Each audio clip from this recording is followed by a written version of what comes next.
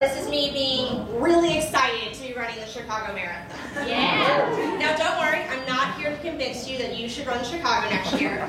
But if you're interested, come talk to me because runners like do nothing better than to talk about running. What I'm here to talk to you about is watching a marathon. Yes, I'm sure many of you think watching 45,000 strangers stream by sounds like pretty much the worst parade ever. But I'm here to tell you that spending a day on the side of the road in October is probably the best day you'll ever spend. First of all, where else can you hang out on the side of the road, wearing onesies, drinking beer, yelling at strangers, and you don't get arrested? These are my friends from November Project Chicago. We make a cheer station. Yes, some of them are over there. We make a cheer station every year to cheer people on. We're known for being a little silly, very energetic, giving out lots of hugs and high fives, and free Malort. For those of you who are newer to Chicago and have not tried this local delicacy, I encourage you to try it. I have many friends who truly love it, but I will warn you, it pretty much tastes like black licorice strained through a gym sock. And some people learn that the hard way on the marathon. Now, I think jumping around in a onesie and making your friend Mike look silly should be more than enough reason to go cheer a marathon. But that's not the real reason we go out there.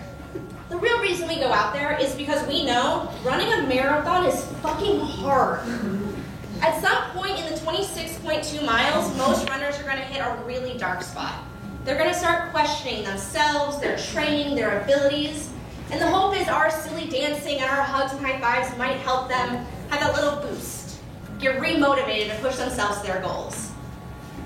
I mean, look how happy these people look.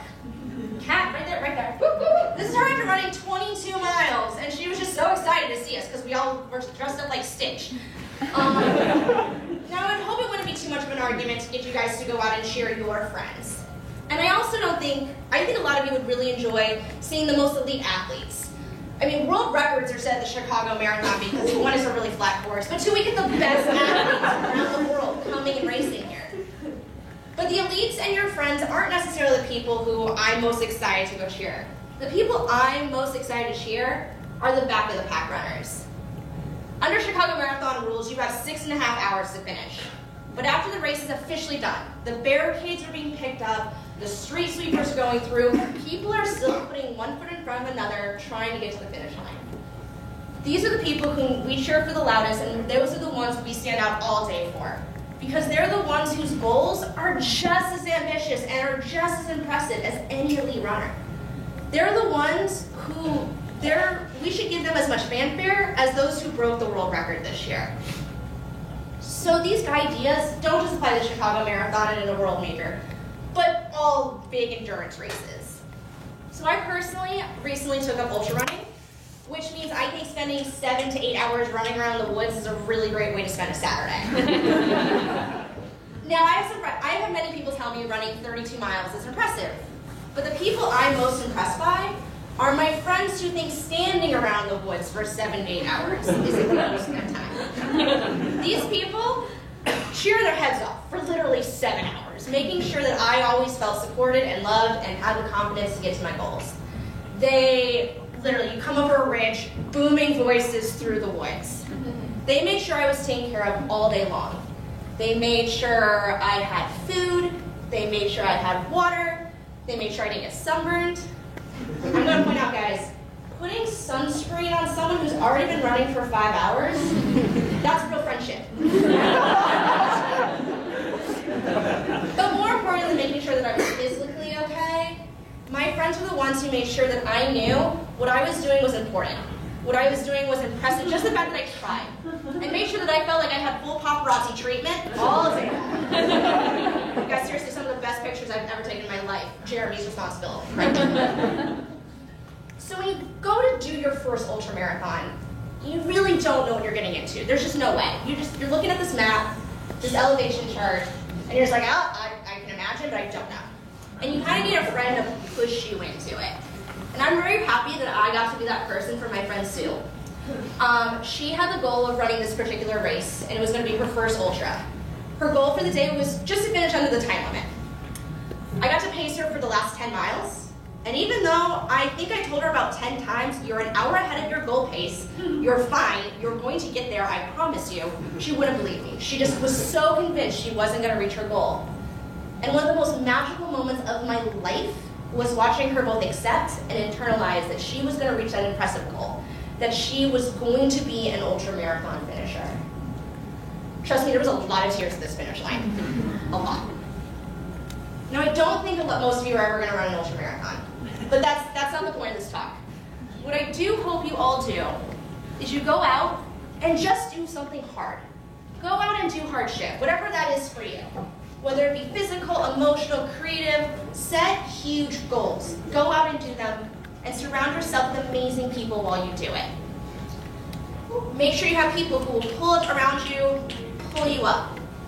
But more importantly, you can't expect to be have those people around you unless you're willing to be that person for others.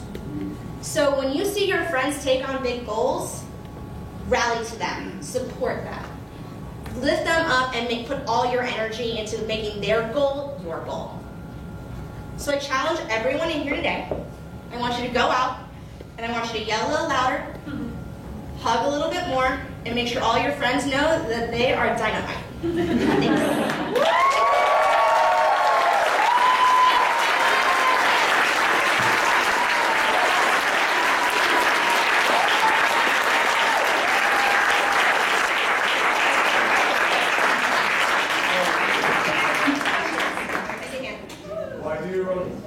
Why do I run? So, 2 reasons. First of all, any of you who have interacted with me, this is how crazy and energetic I am after I've been running.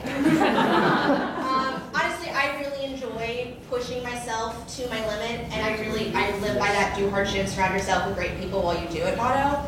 I like to know that I took on a goal and I worked at it and I pushed myself to my limit to see how far I could go. What advice would you have for someone who wants to run a marathon? Take it one step at a time. I did not start running until after college. I still vividly remember going for that first run and running 1 mile was hard. I did not grow up a runner. And then really find people. I ran my first 2 marathons training solo, and it was rough. And then I started joining training groups, formal, really structured ones, and where I would go do the long runs with other people, and that was just life-changing. I now act, in giving back to the running community, I now act as a pacer for a lot of those training programs. So like I'll be out there Saturday helping pace a program that's helping people train for their first half. So there's lots of opportunities out there in the running community to like join in on. How many toenails have you lost? None. I'm here. I'm going to encourage you guys. I don't lose my toenails. I get like a blister like after that. It's a different one. Sorry. Runners are really comfortable talking about losing toenails though. I get it. I know it's not her. Yeah. So that's my dream.